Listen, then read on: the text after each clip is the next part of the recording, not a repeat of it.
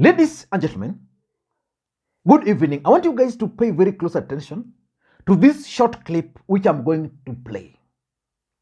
That is Anne Waiguru, one of William Ruto's key allies, the chair of the Council of Governors, issuing 14-day notice to William Ruto.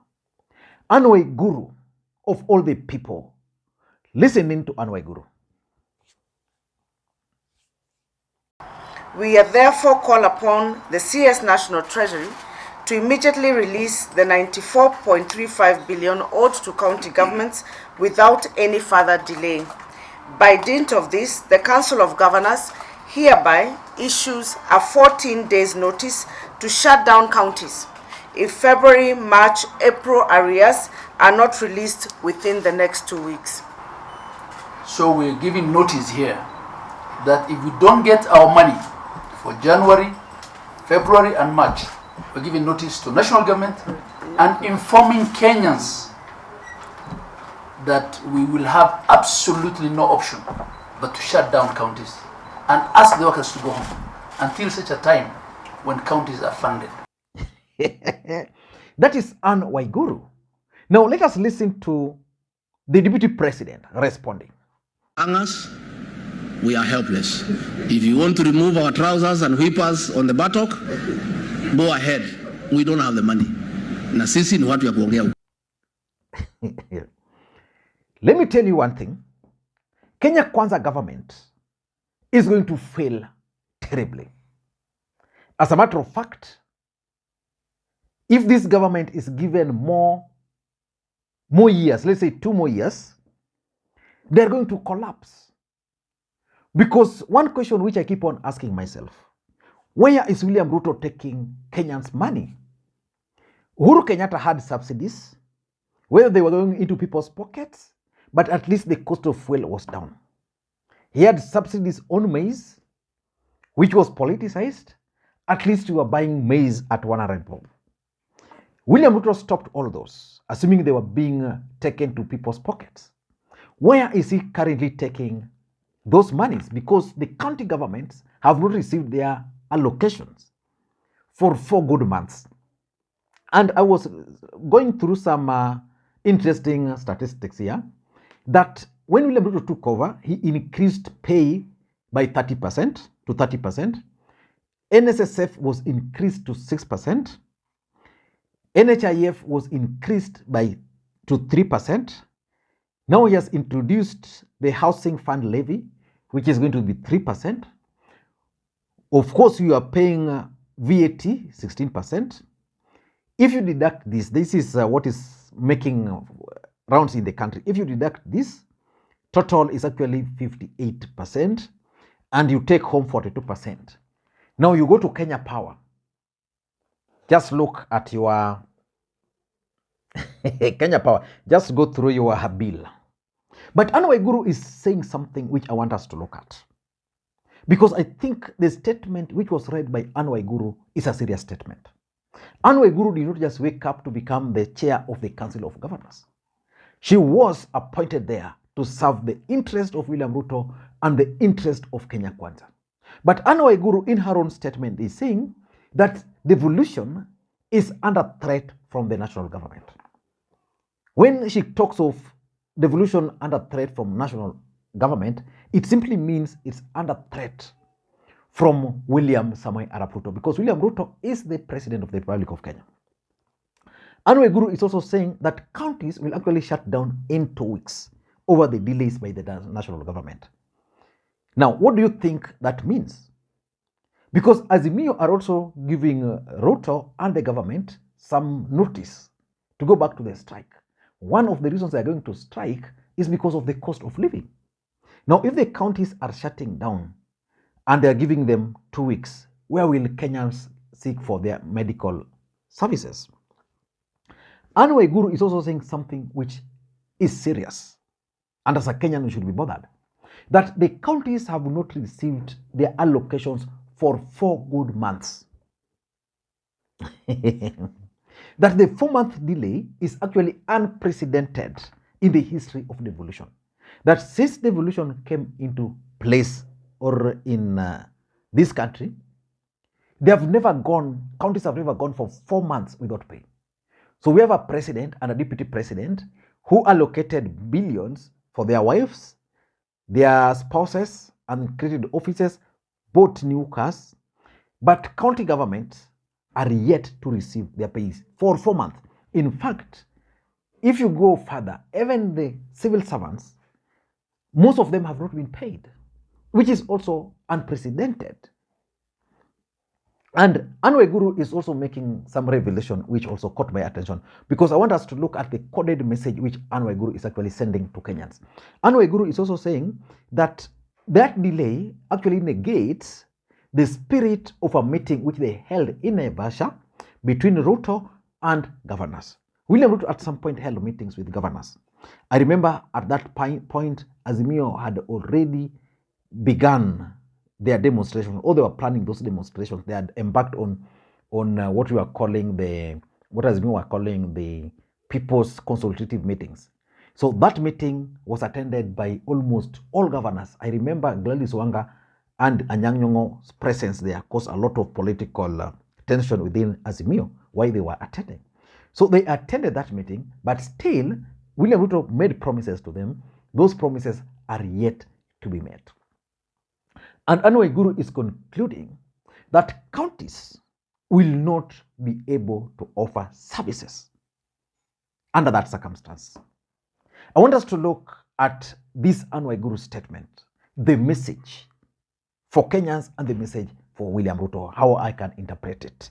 Before we do that, for those who are watching the channel for the first time, please take a second or two, click that subscribe button so that next time we produce a video like that, YouTube will automatically notify you. To the subscribers, I want to continue thanking you guys for your continued support, because without that support, this channel cannot be where it is. Now, let us get straight to the point, and please spare me just a few more minutes, maximum 3 or 4 minutes, to explain to you guys what I think is coming out from Waiguru's statement. Number one, Kenya government is broke, but their priority is upside down.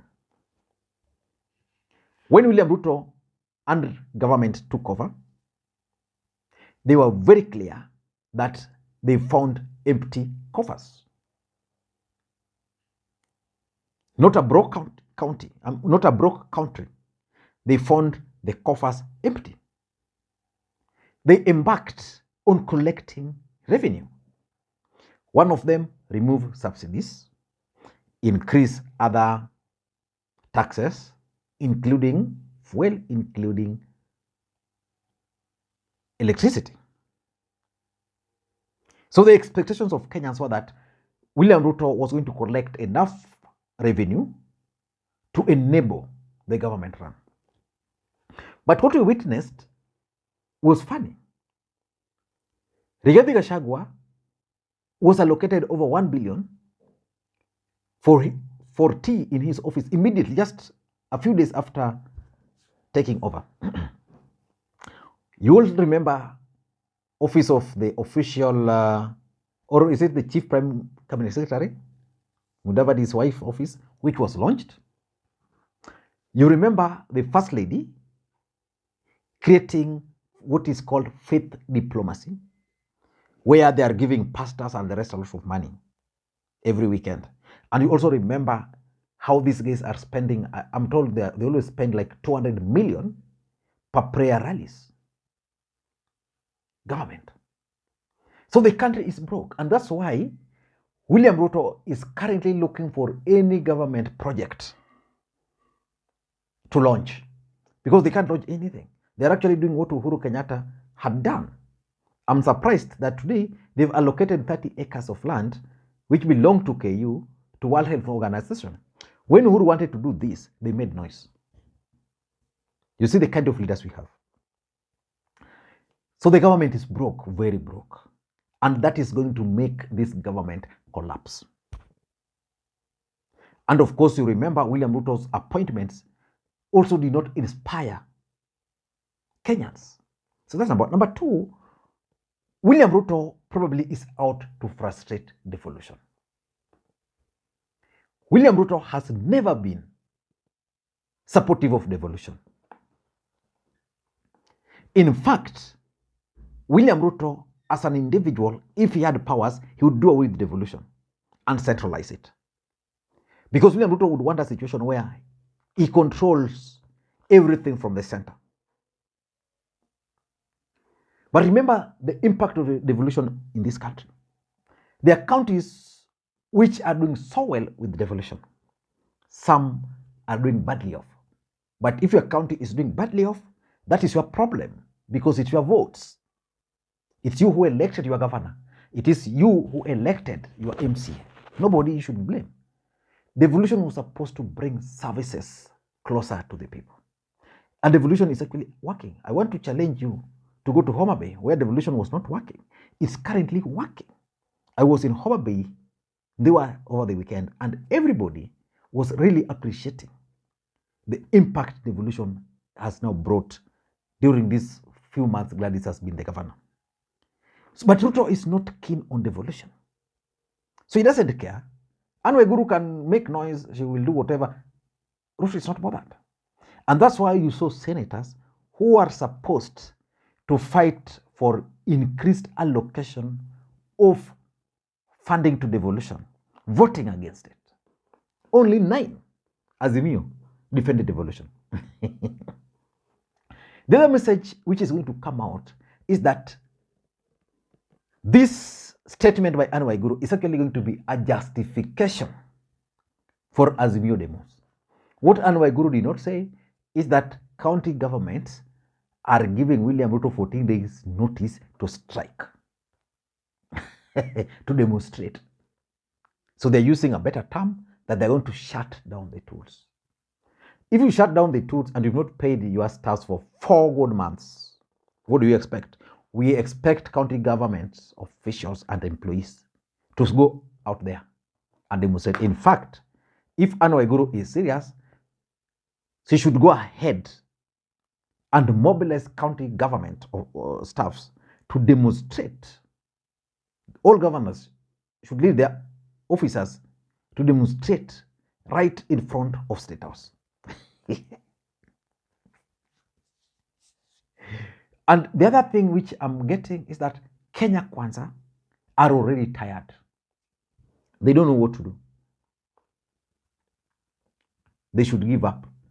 Lastly, I think William Ruto is also not sympathetic to the hustlers. It's not about that. Because how do you justify county governments not receiving funds for 4 good months?